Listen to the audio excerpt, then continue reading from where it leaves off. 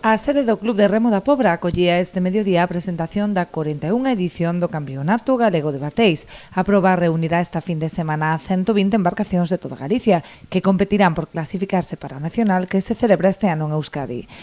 O sábado que ven e o domingo que ven esperemos que isto sea unha festa do remo, que nos acompañe o tempo, porque, bueno, fai 8 días estuvemos aquí ao territorial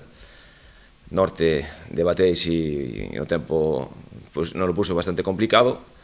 e, bueno, pues esperemos que as dúas jornadas de sábado e domingo pasen sin incidencias e que disfrutemos todos.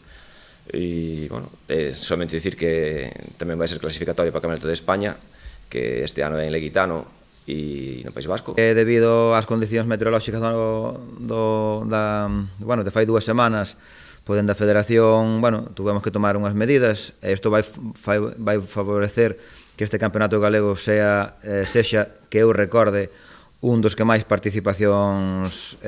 acolla, porque normalmente sempre clasificaban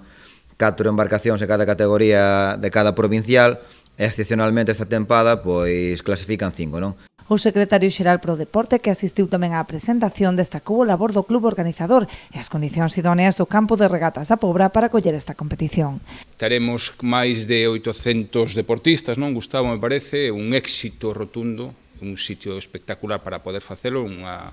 zona, unha pista que temos, esa pista de mar que temos aí, que é o noso pabellón para os de remo,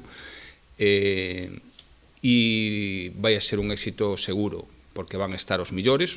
de cada clube, desde as categorías creo que alevín hasta